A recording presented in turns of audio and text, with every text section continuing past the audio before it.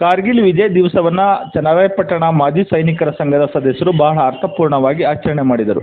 ಪಟ್ಟಣದ ಪ್ರಮುಖ ಬೀದಿಗಳಲ್ಲಿ ಮೊಂಬತ್ತಿ ಹಿಡಿದು ಜೈ ಹಿಂದ್ ಜೈಘೋಷಣದೊಂದಿಗೆ ಮೆರವಣಿಗೆ ನಡೆಸಿದರು. ಕಾರ್ಗಿಲ್ ಯುದ್ಧದಲ್ಲಿ ಮಡಿದ ಸೈನಿಕರಿಗೆ ನಮನ ಸಲ್ಲಿಸುವ ಮೂಲಕ ಕಾರ್ಯಕ್ರಮವನ್ನು ಅರ್ಥಪೂರ್ಣವಾಗಿ ನಡೆಸಿದರು. ಮೆರವಣಿಗೆಯಲ್ಲಿ ಶಾಸಕರಾದ CN ಬಾಲಕೃಷ್ಣ ಅವರು ಭಾಗವಹಿಸಿದ್ದರು.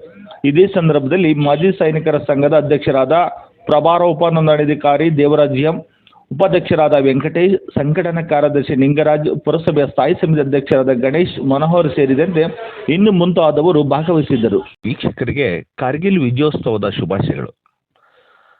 1999ರಲ್ಲಿ ಲಡಖ್ನ ಉತ್ತರ ಕಾರ್ಗಿಲ್ ಜಿಲ್ಲೆಯ ಪರ್ವತ ಶಿಖರವನ್ನ ಪಾಕಿಸ್ತಾನಿ ಪಡೆಗಳು ಆಕ್ರಮಿಸಿಕೊಂಡಿದ್ದ ಸ್ಥಾನಗಳಿಂದ ಹೊರಹಾಕಿದ್ದಕ್ಕಾಗಿ ಅಂದು ನಡೆದ ಕಾರ್ಗಿಲ್ ಯುದ್ಧದಲ್ಲಿ ಪಾಕಿಸ್ತಾನದ ವಿರುದ್ಧ ಭಾರತ ಸಾಧಿಸಿದ ವಿಜಯವನ್ನ ಆಚರಿಸಲು ಪ್ರತಿ ವರ್ಷ ಜುಲೈ 26ರಂದು ಭಾರತದಲ್ಲಿ ಕಾರ್ಗಿಲ್ ವಿಜಯ್ ದಿವಸ ಅಂತ ಆಚರಿಸಲಾಗುತ್ತೆ.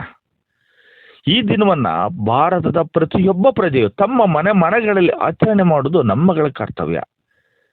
ಪ್ರತಿದಿನ ನಮ್ಮನ್ನ ಹಾಗೂ ದೇಶವನ್ನ ಕಾಪಾಡುವ ಸೈನಿಕ ದೇವರುಗಳಿಗೆ ಪ್ರತಿದಿನ ನಮನ ಸಲ್ಲಿಸುವಂಥದ್ದು ನಮ್ಮ ಬಹಳ ದೊಡ್ಡ ಜವಾಬ್ದಾರಿ. ಹಾಗೂ ಅವರಿಗೆ ನಮನ ಸಲ್ಲಿಸಿದ್ದೇ ಆದ್ರೆ ನಮ್ಮ ಜನ್ಮ ಪಾವನೆ ಆಗ್ಬಿಡುತ್ತೆ. ಆದರೆ ನಮ್ಮ ದೇಶದ ನಾಗರಿಕರು ಸೈನಿಕ ದೇವರ ಮಹತ್ವ ಒಂದು ಶಕ್ತಿಯನ್ನ ಮರ್ತು ಬಿಟ್ಟಿದ್ದಾರೆ. ನಾನು ದೇವರು ಅಂತ ಇದ್ದೇನೆ, ಯಾಕೆಂದ್ರೆ ನಮ್ಮನ್ನು ಕಾಯುವಂಥದ್ದು ಆ ದೇವರಾಗಿದೆಯಲ್ಲ. ಸೈನಿಕರು ಸಹ ದೇವ್ರ ಸ್ಥಾನದಲ್ಲಿ ನಿಲ್ತಾರೆ. ಆ ಸೈನಿಕರು ಸಹ ಅವ್ರನ್ನೂ ಸಹ ದೇವರ ಸ್ಥಿತಿನಲ್ಲಿ ನೋಡ್ಬೇಕಾ ನಾವು. ಅವ್ರನ್ನ ಎಲ್ಲೋ ಒಂದ್ಸಲ ಗೌರವಿಸುವಂಥದ್ದು, ಅವ್ರಿಗೆ ಎಲ್ಲೋ ಒಂದು ಕಡೆ ನಮನಗಳು ಸಲ್ಲಿಸುವಂಥದ್ದು ಅಥವಾ ಅವ್ರಿಗೆ ಕೃತಜ್ಞತೆ ಆಗಿರುವಂಥದ್ದನ್ನ ನಮ್ಮ ನಾಗರಿಕರು ಮರ್ತು ಬಿಟ್ಟಿದ್ದಾರೆ. ಅದು ನಮ್ಮ ಒಂಥರ ದುರಂತದ ವಿಚಾರ. ಅದು ಸರ್ಕಾರಗಳು ಪ್ರತಿ ಶಾಲಾ ಕಾಲೇಜುಗಳಲ್ಲಿ ಸೈನಿಕರ ಸ್ಮರಣೆಯನ್ನ ಪ್ರತಿದಿನ ಶಾಲಾ ಪ್ರಾರ್ಥನಾ ಸಮಯದಲ್ಲಿ ಪ್ರೇಯರ್ ಆಗೋ ಸಂದರ್ಭದಲ್ಲಿ ಸ್ಮರಿಸಬೇಕು. ಹಾಗೂ ಸೈನಿಕರು ಸಾಧಿಸಿದ ಜೈದ ಸಂಗತಿಗಳನ್ನ ಪ್ರತಿದಿನ ಅವರ ಒಂದು ವಿಚಾರವನ್ನ ತಿಳಿಸ್ಕೊಡುವಂತ ಸರ್ಕಾರಗಳು ಆದೇಶ ಮಾಡಬೇಕು. ಅದು ಯಾಕೆಂದ್ರೆ ನಮ್ಮ ಸೈನಿಕರ ಮಹತ್ವ ಪ್ರತಿಯೊಬ್ಬರಿಗೂ ಗೊತ್ತಾಗಬೇಕು. ಸೈನಿಕರು ಯಾವ್ದಾದ್ರು ಕಾರ್ಯಕ್ರಮ ಅಂದ್ರೆ ಆ ಕಡೆ ಯಾರು ತಿರುಗೂ ನೋಡೋದಿಲ್ರಿ. ಏನೋ ಸೈನಿಕರು ಮಾಡ್ತಿದ್ದಾರ್ರಿ ಆ ಒಂದು ಕಾರ್ಯಕ್ರಮ ಅಷ್ಟೇ ಅನ್ಸತ್ತ. ಆದ್ರೆ ನಮ್ಮ ಸ್ವಯಂ ಪ್ರೇರಿತವಾಗಿ ಭಾಗವಹಿಸಿ ಅವರಿಗೆ ಒಂದು ನಮನ ಸಲ್ಲಿಸುವಂಥದ್ದು, ಅವರಿಗೆ ಕೃತಜ್ಞತೆ ಸಲ್ಲಿಸುವಂಥ ಕಾರ್ಯಕ್ರಮದಲ್ಲಿ ನಾವು ಭಾಗವಹಿಸಿ ಪುನೀತರಾಗಬೇಕು ಅನ್ನೋ ಮನಸ್ಥಿತಿನೇ ಬಿಟ್ಬಿಟ್ಟಿದ್ದಾರೆ. ಹಾಗಾಗಿ ನಮ್ಮ ಮಕ್ಕಳಲ್ಲೇ ನಾವು ಮುಂಚೆ ಒಂದು ಶಿಕ್ಷಣದ ಅವಧಿನಲ್ಲಿ ಮಕ್ಕಳು ಬೆಳೀತಿರೋ ಸಂದರ್ಭದಲ್ಲಿ ಸೈನಿಕರ ಒಂದು ಮಹತ್ವವನ್ನು ತಿಳಿಸ್ಕೊಟ್ಟಿದ್ದೆ. ಆದರೆ ಅವರೆಲ್ಲೋ ಒಂದು ಕಡೆ ಮುಂದಿನ ದಿನಗಳಲ್ಲಿ ಸೈನಿಕರ ಒಂದು ವ್ಯವಸ್ಥೆಯನ್ನ, ಸೈನಿಕ ಒಂದು ದೇವರುಗಳ ಒಂದು ಮಹತ್ವನ ತಿಳಿದು ಗೌರವಿಸುವಂಥ ಒಂದು ಉತ್ತಮ ನಾಗರಿಕರಾಗಿ ಬರ್ತಾರೆ. ಹಾಗೆ ಸರ್ಕಾರ ಈ ನಿಟ್ಟಿನಲ್ಲಿ ಒಂದು ಖಡಕ್ ಆದೇಶವನ್ನು ಸಹ ಮಾಡಬೇಕಾಗತ್ತೆ. ಈ ಸರ್ಕಾರದಿಂದ ಒಂದು ಆದೇಶ ಆಗಲಿ ಅನ್ನೋದು ನಮ್ಮ ಕಳಕಳಿಯಾಗಿದೆ.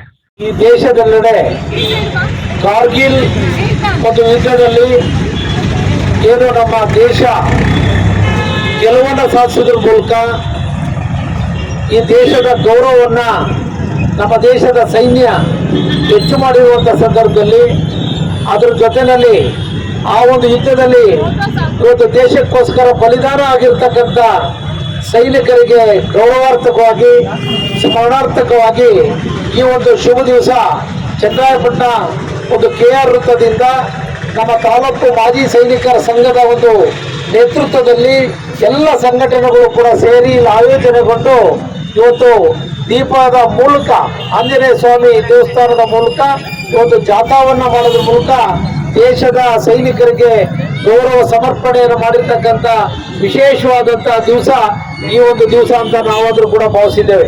ಸುಮಾರು 500ಕ್ಕಿಂತ ಹೆಚ್ಚು ಯೋಧರು ಆ ಯುದ್ಧದಲ್ಲಿ ಈ ದೇಶಕ್ಕೋಸ್ಕರ ಪ್ರಾಣ ತ್ಯಾಗವನ್ನ ಮಾಡಿರ್ತಕ್ಕಂಥದ್ದು ನಾವೆಂದೂ ಕೂಡ ಈ ಭೂಮಿ ಇರೋ ತನಕ ಈ ದೇಶ ಮರೀಲಿಕ್ಕೆ ಸಾಧ್ಯವಿಲ್ಲ.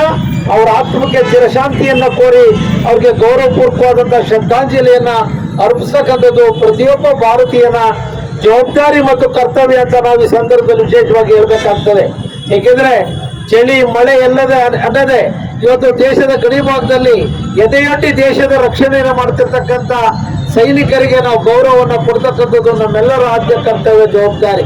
1999ರಲ್ಲಿ ಇವತ್ತು ಕಾರ್ಗಿಲ್ ಯುದ್ಧ ಪ್ರಾರಂಭ ಆದಂಥ ದಿನದಲ್ಲಿ ಇವತ್ತು ಈ ದೇಶ ಪ್ರತಿ ದಿವಸನೂ ಕೂಡ ಟಿವಿ ಮೂಲಕ ಮಾಧ್ಯಮದ ಮೂಲಕ ಇವತ್ತು ನಮ್ಮ ದೇಶದ ಸೈನ್ಯ ಏನ್ ಮಾಡ್ತಿದೆ ಅನ್ನೋದನ್ನ ನಾವು ನೋಡುವಂತ ದಿನಗಳು. ಅವತ್ತು 500ಕ್ಕಿಂತ ಹೆಚ್ಚು ಜನರು ಇವತ್ತು ಯೋಧರು ಇವತ್ತು ಹಸುನಿಗಿರುವಂಥದ್ದು ನಮಗೆ ಎಂದೂ ಕೂಡ ಮರೆಯಲಿಕ್ಕೆ ಸಾಧ್ಯ ಇಲ್ಲ.